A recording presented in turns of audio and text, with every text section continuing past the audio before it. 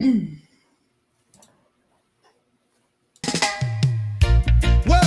to Billy Watson TV. It gives me great pleasure to welcome back Alison Currie to talk about her various healing methods she uses, like sound healing and Reiki, and about the retreats she runs to help people feel better using sacred medicine called cacao. Welcome to the show, Alison.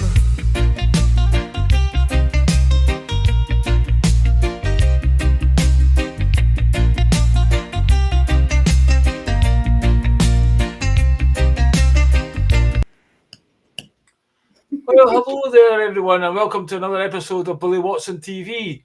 As you heard in a little introduction there, I've got Alison Currie back on. We talked a couple of years ago about our various services, and I've been keeping tracks on what she's been doing on Facebook, including buying a wee camper van, it seems, and travelling around. So we'll maybe talk about that and the various things that's different services she offers on our website. So first of all, welcome to the show, Alison. How are you doing tonight?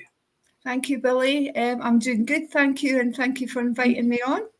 No worries. Yeah, again, I was seeing the different things you offer, and we'll get to it in a wee while, but I noticed the cacao retreat, and we'll talk about that. That's one in particular that kind of intrigues me to find out what that's all about. Okay. But yeah, I'll just let people see, you kind of call yourself River Healer, and you've got a website here. I'll bring this up a wee bit.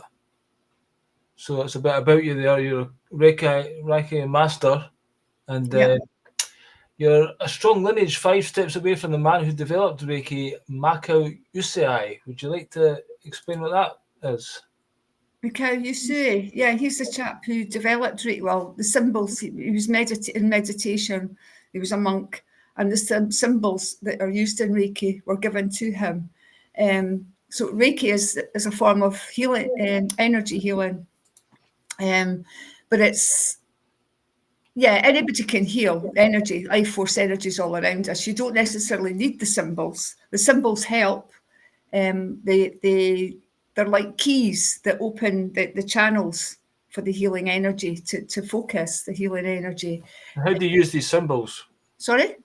I mean, how do you use the symbols? You use the symbols on the person, on your own palm chakras, because the energy is directed from the palm of the healer to you would draw the symbol on your palm? Sort of, yeah. Right, okay. Mm-hmm. Aye. And basically the healing, like I've had a couple of Reiki healing sessions. One of them was a bit bizarre. I was at the Salisbury Centre. You probably heard of that in Edinburgh. Oh yeah, I used to base myself there when I first started. Yeah. Right. And I was lying down in the bed, and the guy's doing some Reiki over me. And then he said there's something in my stomach, and he kind of done this thing where he seemed to pull something out of my stomach, and actually it felt very physical. Mm-hmm. And I said to myself after, was that actually a good thing? I don't know. But basically, yeah, it was quite bizarre that. Would you like to have a stab at what do you think was going on there? Well, that's basically been a block of negative energy that it's called psychic surgery. Right, yeah. Because it's in your energy field, and it's something that you do at Reiki level 3 at the master level. And it's basically, you think of the word emotion. Emotion is energy in motion. So every time we feel a negative emotion, that energy is alive and it attaches to our energy field. And if we don't let it go, if we hold on to it, then and the more we feel it, the more we get that tension, that negative emotion, the more we nurture it, if you like. We almost feed it. It's like we're feeding it, and it grows and grows, and it becomes an attachment of our auric body. And it can then affect the physical body with pain or dis-ease. And so what this healer's been doing with you is you've had that negative energy attached to your stomach, and he's cleared it away. And you felt it on a physical level because it is very strong, Yeah. So that's what negative attachments are. It's our own emotions, energy and emotion that we haven't let go of. When you think of a child, like a 3 or 4 year old child, they'll get angry, they'll get upset, and they'll have a big tantrum and they'll scream and cry. And the next minute they're laughing because it's gone, it's forgotten. Yeah. Mm-hmm. But as adults, we hang on to it and we hang on to it, and we don't deal with it. And so this is what happens. And that's how the healing works, because it clears it all away. So that's like why sometimes it's probably good to forgive, because the other person's not feeling this, but where there's resentment building up in you, and it can lead to alcoholism, I guess, and those kind of things if you don't heal properly. Absolutely. Well, as in the words of the Buddha, holding on to anger is like holding a hot coal. You're the one that's getting burned, Yeah. You're hurting yourself. So it's really important to let go of our emotions and to feel them. There's a lot in the so-called spiritual community. I hate that terminology, but a lot of people out there saying, "Oh, you've got to stay positive, think good thoughts, and all this." Well, yeah, of course, I advocate that. Think you've got to, your thoughts are energy. However, we also have to acknowledge the darkness, because we've all got it. We've all got it, and there's yin and yang and dark. And you cannot be all love and light and not acknowledge your shadows, because we've all got shadows. Yeah. And anybody out there who says they haven't, who says they're all love and light and they've got no dark side, they are very dangerous people. I wouldn't want to know them. There's too many of them out there just now that are claiming that, and that's false. Totally, totally false. Yin and yang, light and dark, we've all got shadows. So what would the shadow be? What would you describe as the shadow, and how would you address that? Well, your dark side, your pent-up emotions, your negative emotions, your traumas, your dark thoughts, anger towards somebody and stuff like that. That's all your demons. Is this why, like, a comedian who can talk about the things that nobody else talks about is actually doing a service, because it's letting people recognise themselves in the comedian, and then to be able to laugh and let that go, to say, "Oh, I'm not alone. I have these dark thoughts too," kind of thing. Aye, I would say so. Yeah, it's basically not allowed these days, isn't it? Because comedians are getting shut down and not allowed to offend anybody, so it's a big role of them kind of... it's gone too far. Yeah, all the woke stuff. So would you describe an attachment as being like a demon, or is that something different? Well, this is the thing, you see, because the longer it hangs around you and the more you feel that emotion, like say somebody's angry all the time and they're constantly angry and they're aggressive and they're, the kind of person, they're always like on the defensive, got their back up, and that anger, it grows and it grows and it grows. It actually becomes a living entity, right? And it can attach itself to other people, bits of it. It can separate and mutate. It's a living energy form. It's a form. Right. It's almost alive. And so, people come to me for healing, and sometimes they've got attachments that they're not necessarily theirs. Yeah. They come up from somebody else, because your aura stretches quite far. It stretches for as far as it depends on your mood. And so somebody's, you could be passing somebody or sitting beside somebody, and a wee bit of their stuff can attach to you. It's like dust. Right. It's like dust. It's in the air. It's in the ether. It's all around, And the healer, at master level, and see now, just to point out before anybody jumps ahead up and down about the master title, it's not about being better than anybody else. It's called there's 4 levels of Reiki. There's level 1, which teaches people to heal themselves and their family. There's level 2, which enables people to heal members of the public and practice as a professional. And then level 3, which is the master healer. And then level 4, which is a teacher. And I teach, as you know. And the reason it's called master is because, and the reason it's done in levels, it's not about making money. People think, you've got to do one, you've got to do... No, it's not about that. It's because level 1 is about healing yourself and family and friends, because you have to heal yourself before you can heal others. Yeah. Right? Now, that doesn't mean that you're healed. I've been doing this work for 60, I've been in business nearly 17 years. I'm not healed. I'll never be healed. Nobody's ever healed. Anybody says to you that they're fully healed, they're a liar. Because it's a continuous journey. I still go for healing. I'm not perfect. I'm not healed by any manner of means. I've still got, dark stuff going on. So level 1 is about healing yourself, because you have to, as I say, do for yourself before you can do for others. Then level 2 is about then taking it out and practicing to others. Level 3 is called master because by the time you get to level 3, you have mastered it. It's an art. You've mastered it. Just like you get master craftsmen, master carpenters, master stonemasons, that's why it's called master. It's not because you're any better than anybody else. So I just want to put that out there right away because I used to have issues with the title before I realised what it was all about.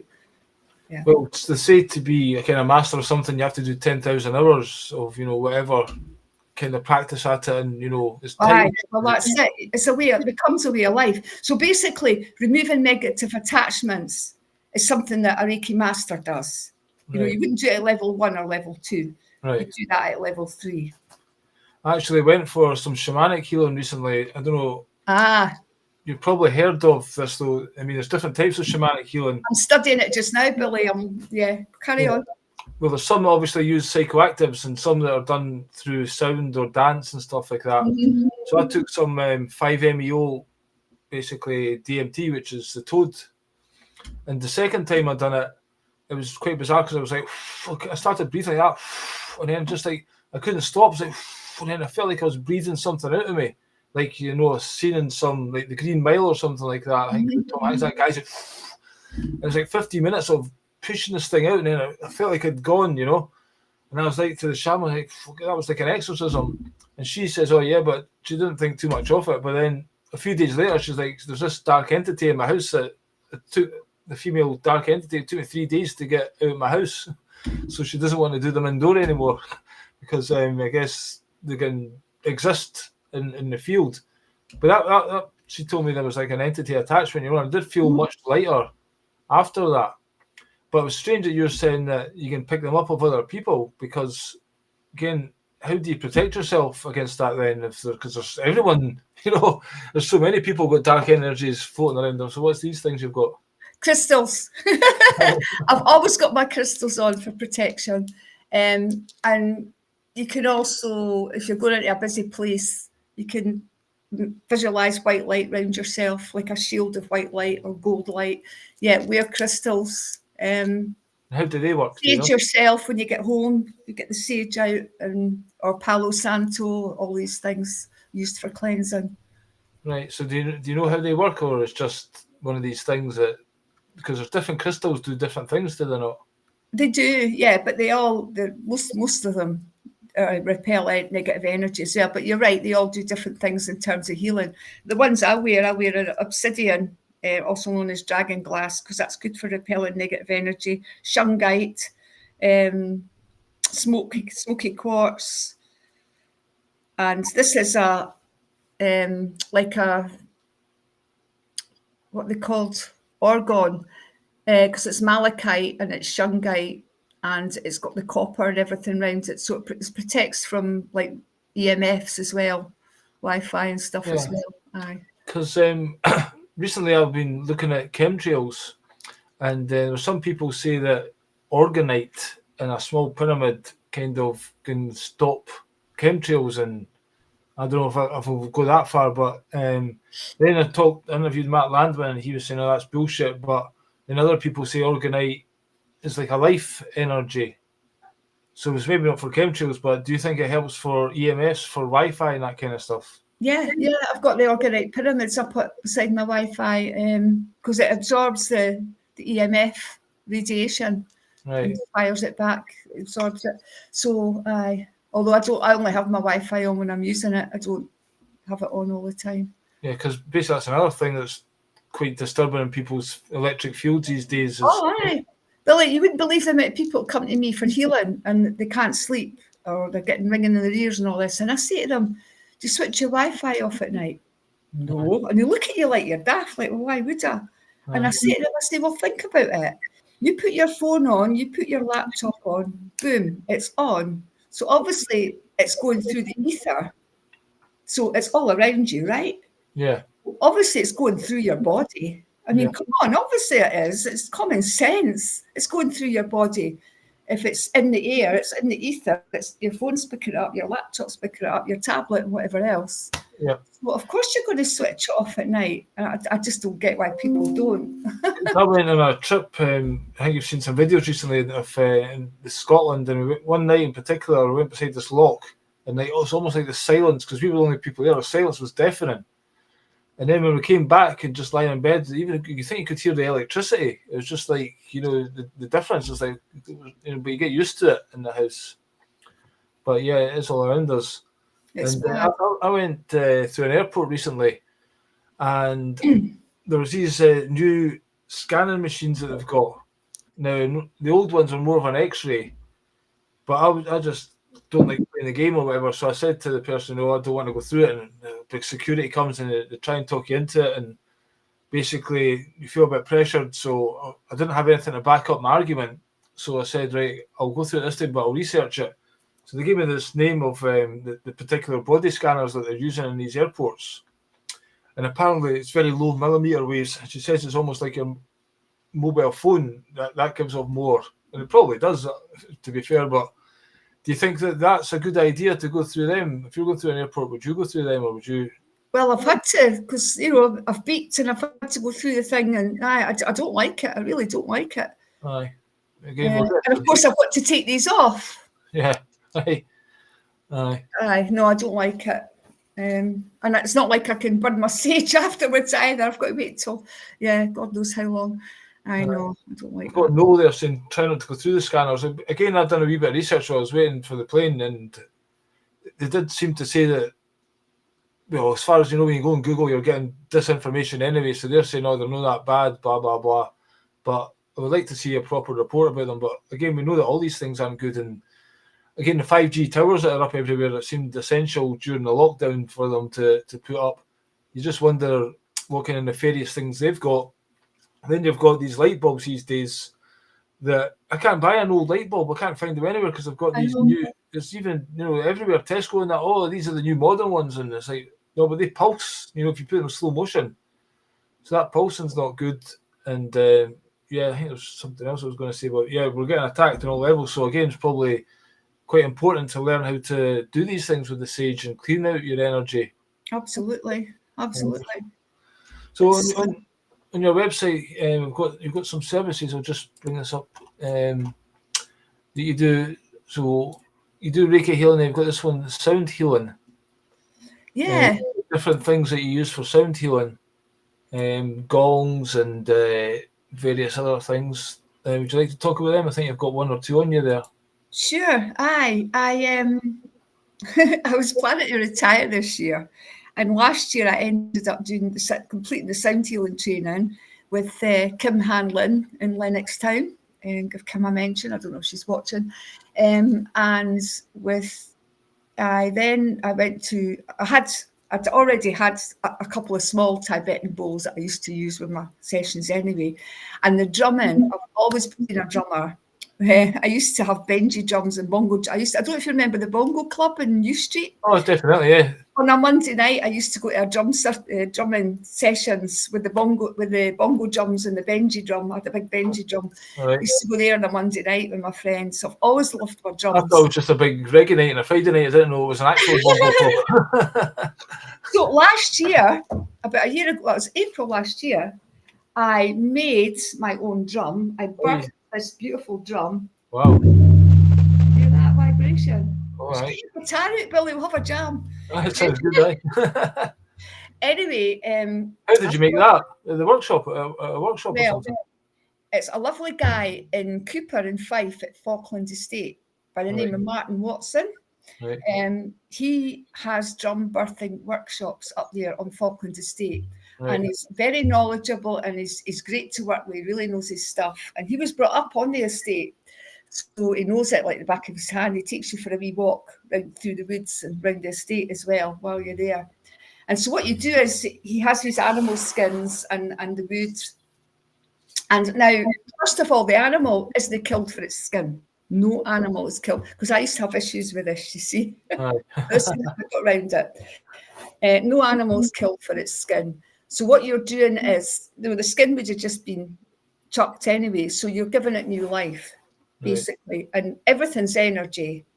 So, you know, and you're birthing the drum, you pick your skin. This is an elk. I picked an elk. Do you know which animal it came from? Yeah. Yeah, I chose the elk. I felt I wanted elk. I've got a goat one as well that Martin made. I've got the 2 drums. I think they must process them somehow to get them to be like that. You must dip them in. You pick your skin, and then there's a beautiful pond on the estate, and you go and you place your skin in the pond. Right. And then Martin takes you for a beautiful walk and everything, and you have a nice lunch, and you come back and you do like a little ceremony that's what's called birthing your drum, to birth the skin. You take the skin out of the water, and like I raked my skin and connected with my skin and everything. And of course, so then because it's wet, you can stretch it. And so then you make the drum and then leave it to dry. And then you've got your drum. Right. So if anybody wants to make their own drum, Martin Watson.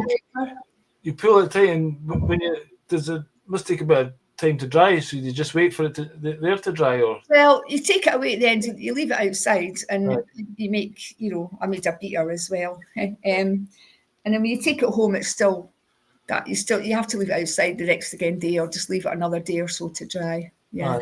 And then it starts to go like that. So what does that drum do? Obviously, it's got the vibrations and, you know, sound.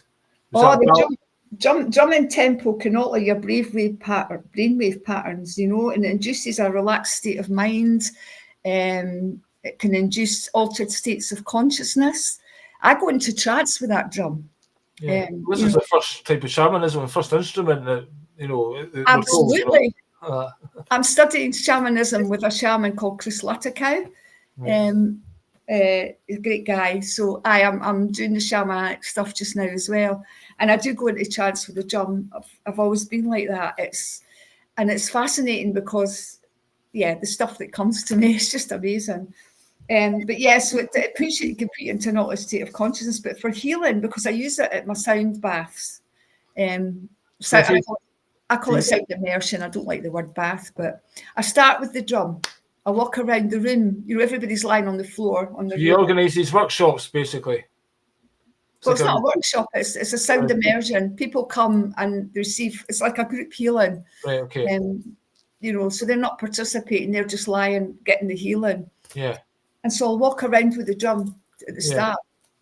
Actually, before I done that toad ceremony, that's what the shaman done as well. She done that drum, and you can feel it vibrating through you, and it does kind of calm you down a bit. And I use it because I do the one-to-one healings as well for sound healing, and I always start with the drum. Yeah. So this is a sound. People come for sound immersion. You have a group of people, and do you play bang, bang, bang, or is it just boom?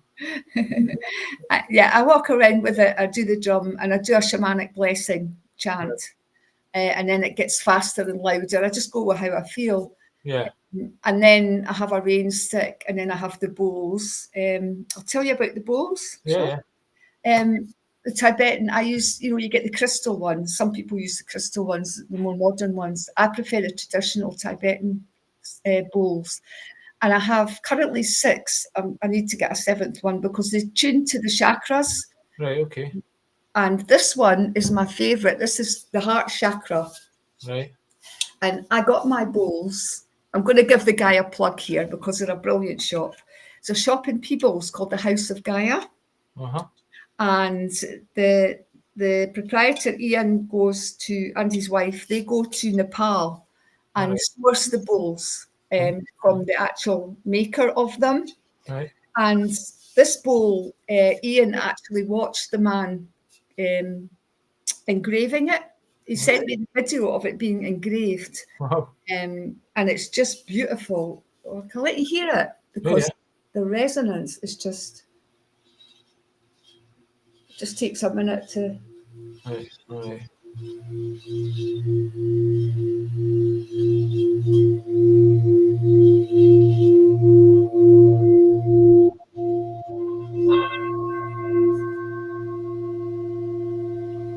So you're saying that's tuned to the heart chakra? Yeah. And the sustain just goes on and on for a long time. And just keeps going. It's beautiful. I love it. When I used to do meditation, I used to go to these wee bells people used to ding together. And Tincture bells, yeah, I've got them as well. Yep. so what's that doing again? Just making your energy kind of calm down a wee bit. Yeah, it's the various, they're all the bowls, for example, all instruments are tuned to different frequencies. Yeah. And it works on the basis of resonance. You know, when two objects of a similar vibration come together, they resonate with each other. Yeah. They match each other's vibration. So your body matches the vibration of the frequency. It's a bit like, you know, the water experiments, the Japanese chap, Masaru Emoto. Yeah. There's a lot of it on YouTube. He does these water experiments where he freezes water. And before he freezes the water, you know, if you talk to it in a negative way, you know, if you're abusive to it and tell it you hate it and all the rest of it, it then produces broken, deformed, jaggy, horrible crystals when it freezes. Yeah. Because if you talk nicely to the water, tell it you love it, thank it, and all that kind of thing, it forms the most beautiful geometrical patterns. You know, it's fascinating. And the body is 99% water, you know, so it's responding to the sound. And what's also equally fascinating is that every sound has, you know, every frequency has a different healing property. I've got this written down because I can't remember them off by heart. Like, for example, 528 hertz is what's known as solfeggio frequency, and 528 frequency actually heals and repairs DNA. It's that powerful. 174 hertz relieves pain and alleviates stress. What's another one? 741 hertz stimulates the release of toxins from the body. 852 hertz relieves anxiety and depression. 396 hertz lifts your mood, removes the negative emotions and things like that. So there's loads of them. So like you could go into a music app like Spotify or Amazon Prime or whatever your music app you've got and just put in 528 hertz. All right. And you can listen to that frequency, solfeggio frequency. And it's very, very powerful. And it's also really good for people that can't sleep because it will send you to sleep. Yeah, I don't know if you've heard of, well, you probably have, conspiracy music guru, a guy called Alex Michael. He does some conspiracy music, but he's also got 2 CDs. He's working on the third one called True Solfeggio, and it's instrumental music. And basically, he gets so many good reports of people listening to that and healing from various things, which is making them want to do it more because it's cool.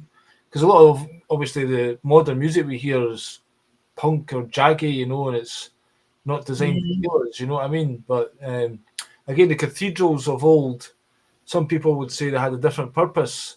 There was a lady that just recorded the silence in different cathedrals and then just magnified that silent sound up somehow and then put it on those vibrating plates.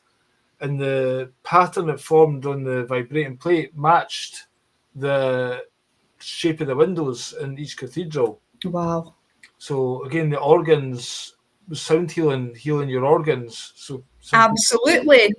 Yeah, churches were originally built as healing centres. Yeah. That's what they were. They weren't built to be churches. They were built to be healing centres, which, as you quite rightly say, is why it's called an organ. And again, the organ had the different frequencies. Yeah. And the bells as well, the church bells. Exactly, like you said earlier about the bells, you know, they have a... Well, there's a huge conspiracy again. Why is all these church bells missing?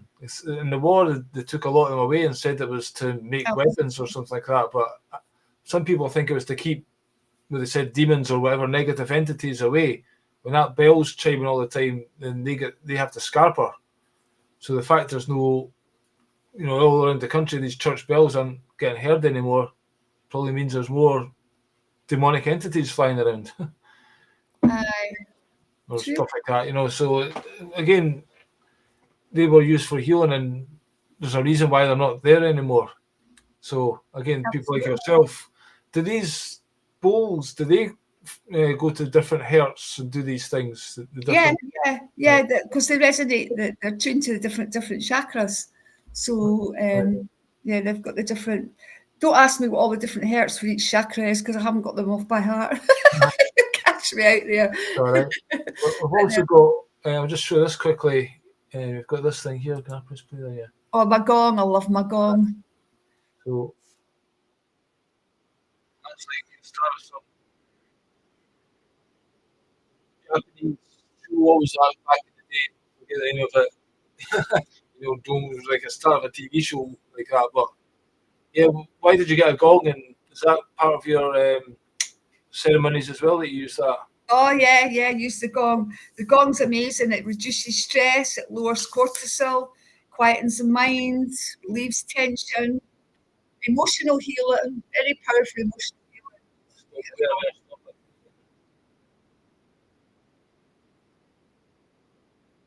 So I've seen a couple of your Facebook videos where you say you love your gongs. Do you sit and just bang them in the house at night? Just with your neighbours like brothers drumming and gongs. I've got great neighbours. I haven't got anybody attached to either side, but I've got somebody just above me. But they're great. They don't really. The gong doesn't really go through.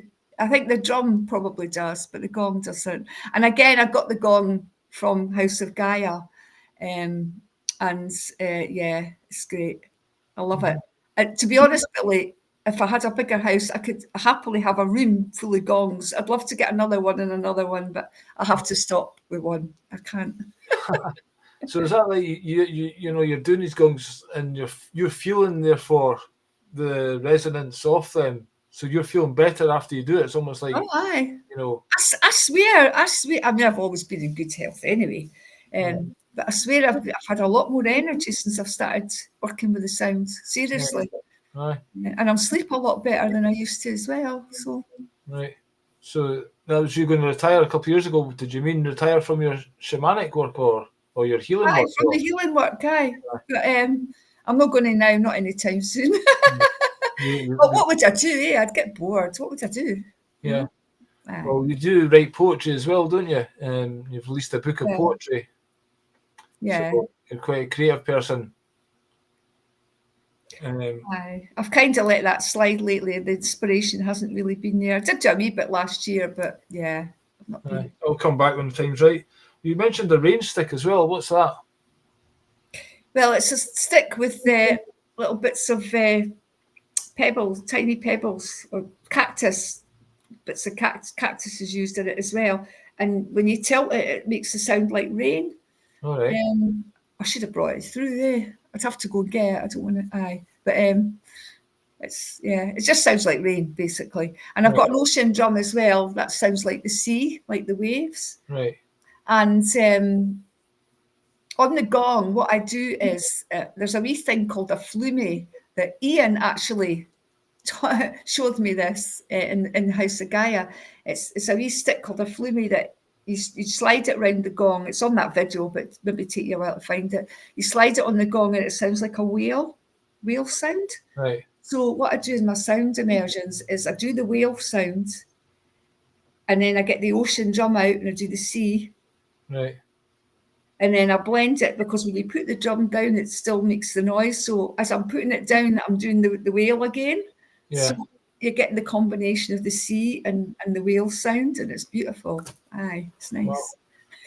Well, some people say, but whales have got a special purpose on the planet, and I guess part of it's the noise that they make. Absolutely. The communication's really powerful, and dolphins as well. Yeah, there's a lot more going on here than meets the eye. People just take the world at face value and don't realise the interconnectedness of it all and how we all, it's just amazing, isn't it? People don't think there's a God or a creator, but absolutely. There has to be. Oh, definitely. And nature's just amazing. When you study nature and you get into nature and blend with nature, it's just fascinating. When you're talking about going for a walk in the woods with that guy there, again, that's something else that we're not doing. We're sitting in the Wi-Fi fields. But again, when I went to that loch of the Tour of Scotland and you get to nature, that in itself is very healing. And again, essential for us to kind of reclaim our humanity, because we're turning into robots almost, it would seem. Absolutely. And it's lovely that people are being more aware of that nowadays. I mean, I've always been a tree hugger, and people used to laugh at me, you know, being a tree hugger and being barefoot. I've been going barefoot since I was a teenager, you know. But now everybody's doing it, you know, and everybody's understanding it, you know. Yeah, because science backs up, because people come up with the scientific reasons why it does it. So, it must be true, you know, but instead of using their emotions to just recognise it ourselves. But certainly when you walk on grass, there's a chemical thing going on there. Oh, aye. That, again, even just the grounding of discharging your negative energy or grounding your energy, your shoes don't allow that with the rubber. No. In the bottom of the shoes. We're the only beings on earth that wear shoes. You know, there's no animals or any nature, any other living creatures that wear shoes. Yeah, that's a good point. Yeah. So there's something else you've been doing recently as well. You've been doing retreats for something, as I said at the start of the show, I was going to ask you about this cacao. Cacao. Cacao, is that right? Because I've seen a video, there's some postman was on Dragon's Den, and I think Gary Neville and some others said backed them to go ahead and it was say again, cacao. Yeah, cacao. business. So I was quite intrigued with that when I seen you doing it. How did you discover that, and what does that do? Right, well, I'm just going to say a quick hello to Louise, my daughter, because she's just popped up there and said hello. Yeah, cacao is basically it's been used for thousands and thousands of years. The ancient Mayans, the Mayan civilization, used it as a tribute to the gods. It was considered food of the gods. And what cacao is the raw bean that cocoa and chocolate are made from.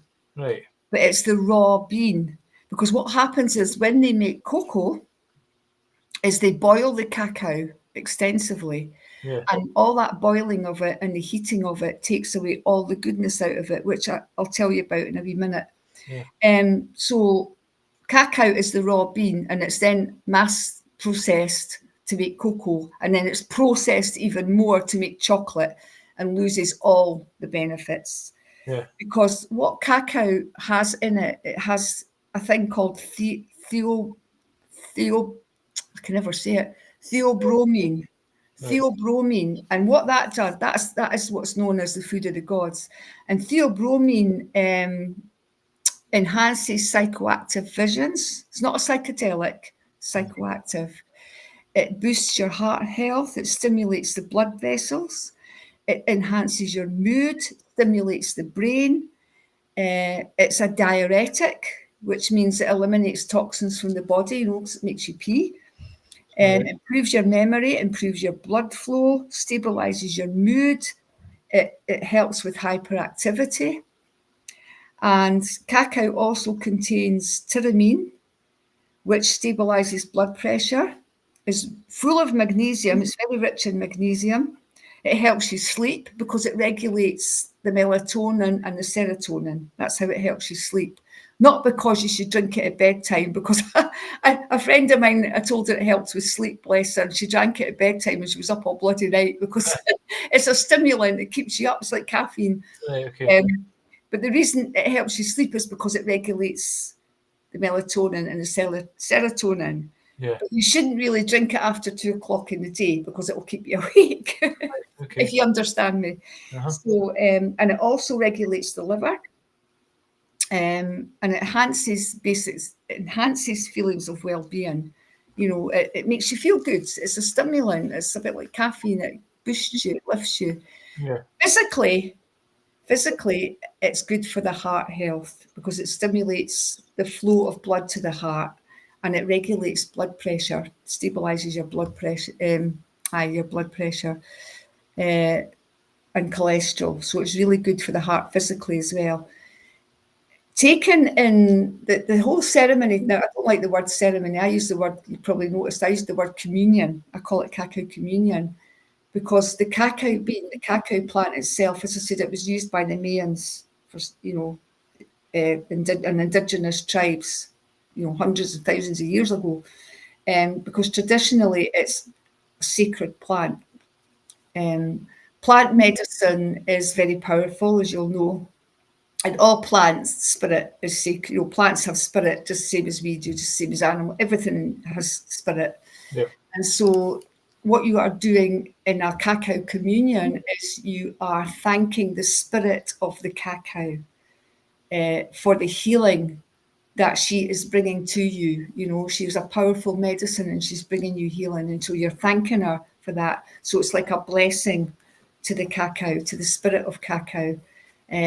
Because what cacao does when you drink it at a ceremonial dose, now it's called a ceremonial dose because when you are using cacao, like I was on Saturday for a healing purpose, you're taking a higher dose. You're taking maybe 30 grams, maybe 40 grams. But if you're just having a cup of cacao at home during the day, you're only having 10, maybe 20 grams max. So the ceremonial dose, because it's even more effective on the brain and the mood and the heart chakra, it opens the heart chakra, emotions, it triggers emotion, basically. So the higher dose, we have a blessing and everything, and we follow it with meditation and heart healing, inner child work, cord cutting, which again is a Reiki master thing, is cutting negative cords away, you know, attachment to other people that are negative, not so good for us. So the cacao helps to facilitate all that because it opens the heart chakra. Mm-hmm. Sorry, was that a bit of a waffle? No, I like it when you talk and get into stuff. It's good. I tend to waffle sometimes. I know I'm not. You're not waffling. I never interrupted you on purpose because I wanted you to waffle. So I was wanting to know how that went. And well, first of all, with regard to, like, I went to Turkey recently, and I never used to drink coffee all my life, and then I had a few small coffees. You know, the Turkish ones are quite strong. Aye. That kind of got me into coffee a wee bit, but still wasn't big in it. But my last visit, I was having double coffees 2-3 times a day, and some points my heart was going 10 in a dozen. And then when I came back, I was still drinking these rubbish coffees you get in packets these days. I was drinking them, and I felt like I needed 5 or 6 of them a day. I said, I need to stop this coffee. And then I had about 3 days of like a detox. It was hell. I was like, oh my God, that's horrific. You know?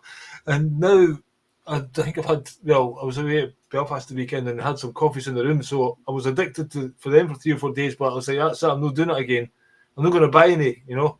I'll maybe have a coffee here or there, but I feel like it's quite a negative thing.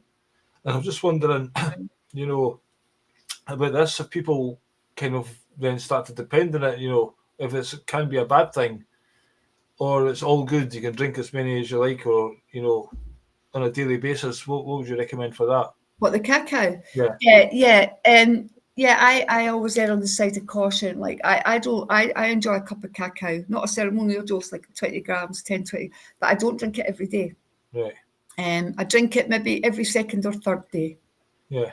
I wouldn't drink it every day. It's a stimulant, you know, so again, you know, you talk about the plant's energy, you can abuse all these plants as well, you know. Of course you can. Of course people will smoke hemp and think, oh, I'm just smoking joints, no bother. But again, you're abusing that. You're not taking it as a... Absolutely. You can abuse anything that's, absolutely. Yeah. So that's one aspect of it. And then when you done the ceremony, like how many people were there? How long did the ceremony last? You said I think it was a half-day retreat thing you done. It was a half day, and sadly I had a couple of cancellations, so there was only 3 people plus myself. Yeah. But that was nice because it was a small group, and it actually went really well, and everybody seemed to get a lot out of it. Was that your first one you've done? It was the first one I'd done. Did people, you talk about opening the heart, did they feel that? Did they... Yeah. Again, I done another shamanic retreat many years ago called Body Electronics, or all these different points were getting pushed. It was a 2-week process, and oh my God, they were screaming at ex-husbands and tears and all this stuff was coming out of people. Was it that kind of thing, or people get touched? Nobody was screaming, but people had a wee cry and everything, which is good because, you know, you've maybe heard me say before, crying's good. Yeah. You know, as I was saying it before about energy being in motion, you know, we've got all the grief and sadness is held in the heart chakra. Yeah. And that's why there's so many people, you know, you have so many heart disease and heart attacks and things because they hold on to this grief and sadness because we don't cry. Because we're brought up, you know, laughter is the best medicine and laugh every day. And if you cry, oh, shush, you'll be all right, stop crying. And as adults, we can't deal with people crying and we're patting people on the back and we're saying, oh, you'll be all right, I'll be fine. You know, no, cry. Yeah. Cry, let it out, cry. Yeah. It's good to cry because tears, I don't know if you know this, but your tears actually contain toxins. That's right, yeah. So does snot. That's why colds and flu are the body's way of releasing toxins as well because it all comes out in your tears and your snot and what have you, you know. So it's good. You mean you can't catch a virus? No. But yeah, the first time I done the toad, I took a smaller, well, the woman was being cautious with me. So it was like quite a light 10 milligrams, whatever. But I felt as though like it was an egg, and I just felt this kind of crack, and there was like a raw nerve getting touched there, and I basically was crying, yeah. And she was saying, you know, you're holding so much in because you're trying to, well, be the dad or whatever, and be this person, go to work and do that and do that, and you're looking after everyone else. But this was an opportunity. It was actually quite weird as well. I was in this field. And as I was driving to it, all these cows were beside us, all started running beside the car, like, really galloping. And then we sat down and then all was staring at this fence and all looking at us like that. And then after I took it, and it's like almost like, I don't know, you see cows in India are quite sacred or they sense the heavy energy or whatever. Mm-hmm. And after I'd taken it and cried, whatever, they all kind of dissipated away. And the show was over. The woman was saying it's quite bizarre, but again, animals are quite sensitive to things that we don't see, like cats or whatever. If you're feeling bad, a cat will sometimes want you to stroke it for, you know, I guess that's an energy release there as well. You know what I mean? Oh yeah, cats are very spiritual, very healing animals. You know, the cat's purr has got a healing. You know, we're talking about sound and frequencies. The cat's purr is a healing frequency on its own right. And a cat knows when you're not well and it'll come and curl up beside you and purr and need on you, you know, that's it, healing you. And the reason cats sleep beside their owners as well is because they're absorbing the negative energy. All right. Cats do, they absorb the negative energy from people. I think dogs do as well, you know, dogs do as well, all animals. Yep. To me, it's like a cat also protects the house from negative spiritual entities, and maybe the dog's more like a physical protector, you know. Yeah, absolutely. Yeah. So yeah, that's interesting. So how much do you charge for these cacao retreats, and are you having another one anytime soon? Well, I'm planning on having another one, but it's going to be slightly different because, as I said, Saturday was my first one, and I finished it off with a sound immersion. Right. So next time I'm not going to do the sound immersion. I'm just going to finish off with the body movement and the drumming. So it'll not be as expensive. It'll be £70 for that one. So it'll probably be, I don't know, £40, £50 thereabouts. It'll be about 3 hours maybe. Right. Sorry? Why are you deciding that? Well, the sound immersion as well, it was very labour intensive because all the stuff I had to take, not just the sound stuff, which I do every week for my sound immersion, but, you know, all the yoga mats, the cushions, the blankets, the cacao's quick stuff. And not only that, but the cacao was wearing off by the time we did the sound bath and people were getting quite fidgety. And I'd had the movement and drumming before it, and I had cut that short because we were running out of time. And I think people needed to keep moving, and so we're struggling to maybe be still, and it just didn't really flow. Yeah. So I'm feeling to do it without the sound next time. Yes. Should come along next time then. I think I would have. Was it on a Sunday you done it? It was a Saturday, but I'm actually going to do it on a Sunday next time because there was quite a few people did want to come, but they couldn't come because it was a Saturday. People are busy on a Saturday, I think, more. Actually, I think I was needing money. I went to see Van Morrison there in Belfast, so that was the reason. Oh, amazing. That was good. That was brilliant. That was like a healing. I got the front row seat as well, so that was quite good. Oh, amazing. That would have been amazing. It was sensational. First night it was queued up an hour early, and I got in the front row about 10 along to the side. So the second night I queued up 2 hours early, and I got literally the best seat in the house, front and centre. And there was a guy, Wow. Glenn Hansard, he was in the Commitments, and he played at Shane McGowan's funeral, and he was sitting to the right of me, so I had to be chat with him. Oh, wow. Aye.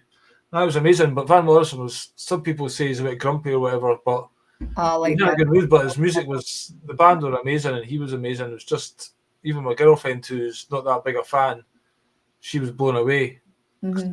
And then I've got tickets. I bought these tickets to go and see him in Belfast, and then after I got the flights and everything, then they announced 2 gigs in Scotland.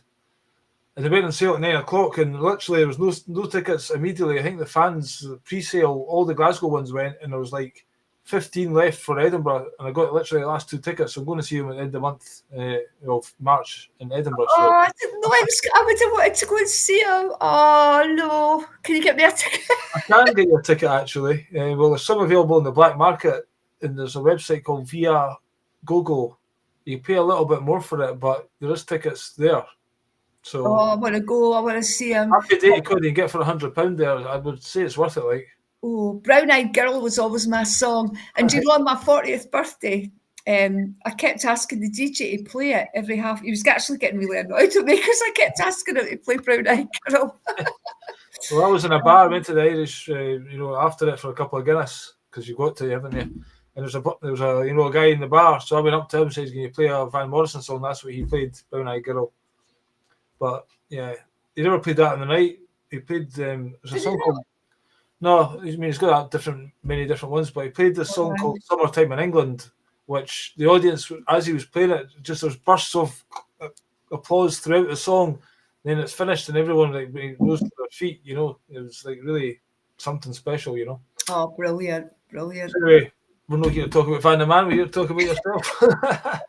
But there's a few other things you've got on your website. You do tarot readings, intuitive guidance, and Indian head massage. Would you like to briefly go over what that? Yeah, well, I love doing the tarot readings. I've been doing them for about 20 years now.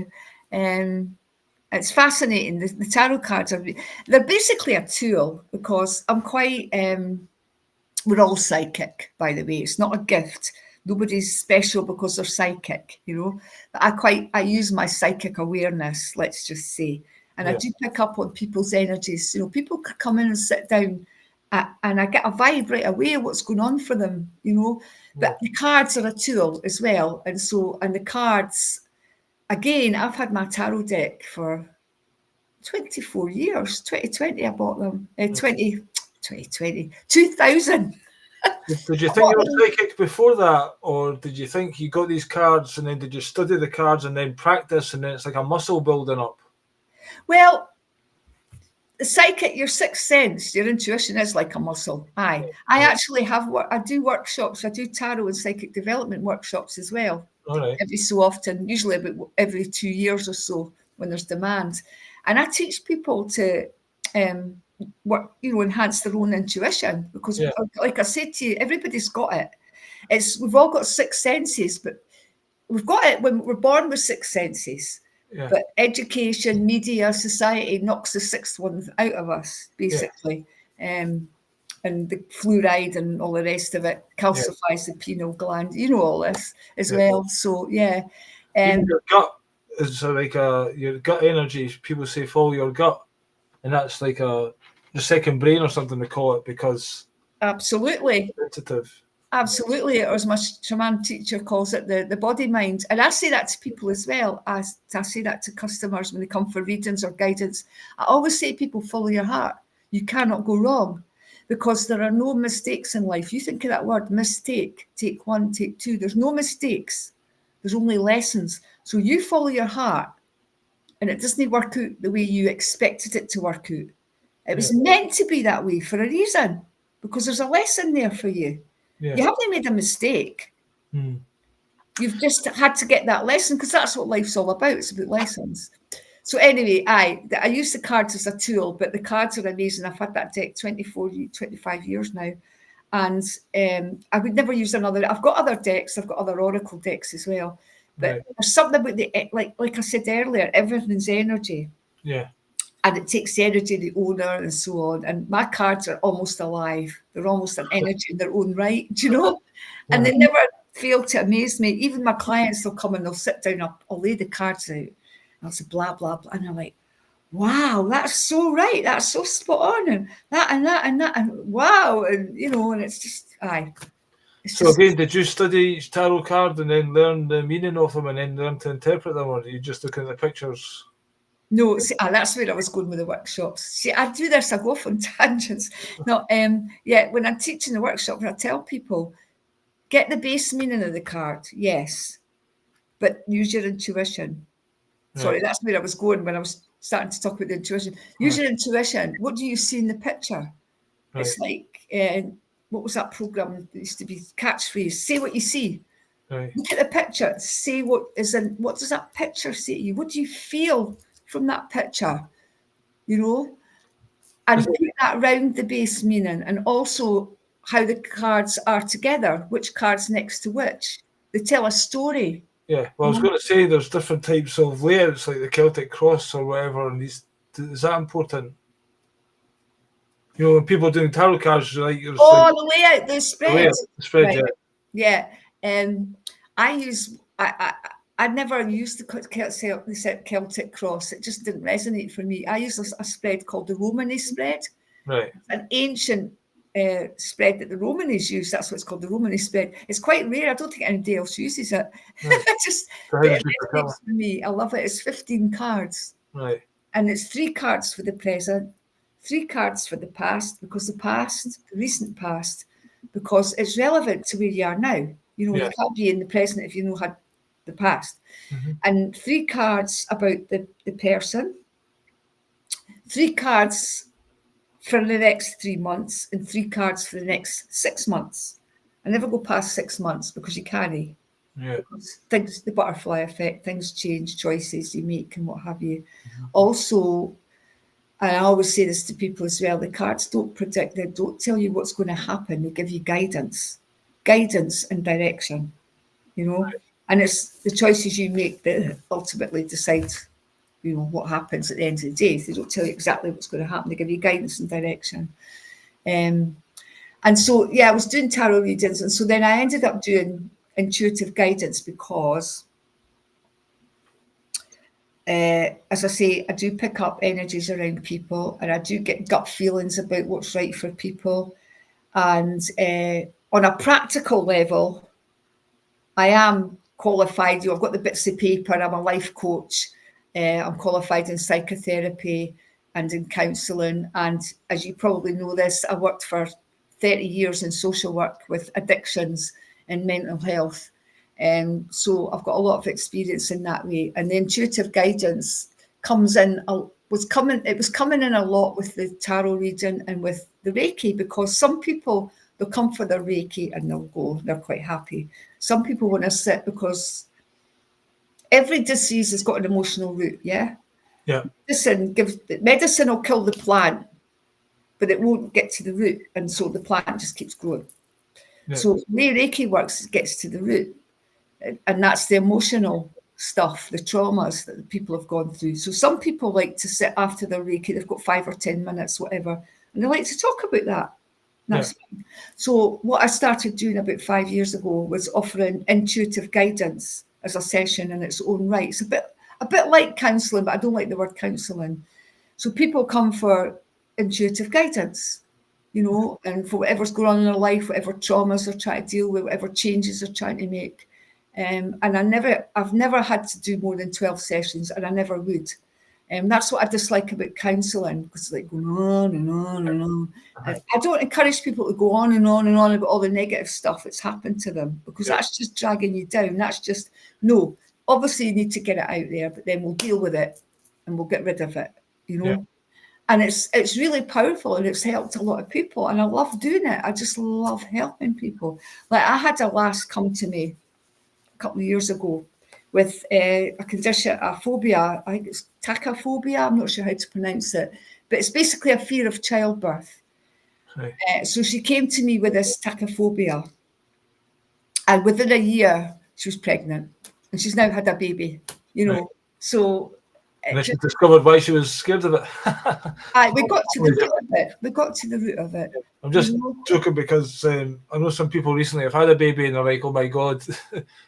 Again, but these people, they're actually, modern parenting these days is like you can't say no to a child and you can't do this, they're telling them in school. But to me, that's not very much common sense. So there's these little terrors getting, it's not the child's fault. They need to learn wrong from right. But if they get told they can't do anything wrong, and it's a whole different debate. But we get told how. I think there should even be classes on how to be a parent. Oh, aye, definitely, Billy. Absolutely. Absolutely. And especially when we've not had good parents ourselves. Yeah. And we don't really know how to be good parents. And this is it. I've got a lot of regrets about how I brought my kids up. But I wish I knew then what I know now. I would have brought them up completely differently. Yeah. And they certainly wouldn't have gone to school, Yeah. But anyway, we live and learn. That's what life's about, And there's no point ruminating on the past. We can only do our best from here on in. That's right. Again, they had to go through what they went through to find their way, and shit happens. Absolutely. So you don't think, just on the tarot topic, just to kind of round up, I just wonder what you thought about the future. Like, if you're saying tarot's for guidance, you can't predict the future. Do you think we've got fate and the future is set in stone, or everything's up for grabs and it's what we do in the moment? Good question. What I believe that we choose our life before we're born. We choose our parents, we choose the childhood we want to experience, we choose all our experiences and stuff. However, I believe that there are certain points in our life where there is destiny. Certain things are destined to be, and there's nothing we can do to change them. But the remainder of it, which is the biggest part of our life, we do have control over. We create our own reality. Every choice we make is creating our reality, and I see that so clearly now. I remember the first time I was having a shit time 30 years ago or something, and somebody said to me, create your, and I was like, I created this right enough.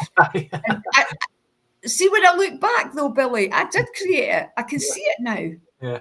I can see it now, how I created it all with the choices I was making. Yeah. And it's just like feelings is we can choose how we feel. Mm-hmm. If somebody upsets us, they're not upsetting us. We're choosing to feel upset. Yeah. Sometimes I'll have a bit of moan about somebody, but very quickly I'll say, oh, fuck it, what can you do with it? On we go, but... Absolutely. Aye.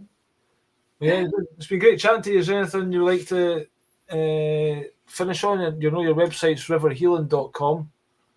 People can check out more of your services and stuff there and get in touch with you. And on Facebook, it's Alison Currie, where they can keep up to date. Aye. You make announcements of your next events on there. Well, no, it's on my business page, River Healer. Facebook. All right. Facebook.com/River Healer. Right, okay. Aye. Maybe that's why I never seen the cacao retreat when I was looking today, because I do see you do put up regular kind of almost daily tarot readings on River Healer as well, don't you? I used to do daily oracle cards every day, but now I do one on a Sunday, a tarot card for the week. Right. And I do a midweek oracle on a Wednesday, and I do a weekend oracle on a Friday. It was just getting too much, Billy, doing it every single day. It's a lot of work. Right. That's good. So people, River Healer on Facebook and riverhealer.com is your website. Yeah. Yeah, it's been really good having you on again, Alison, and hopefully we'll catch up again in the flesh in a not too distant future. I've not seen you for ages. I met up at a couple of festivals, I think.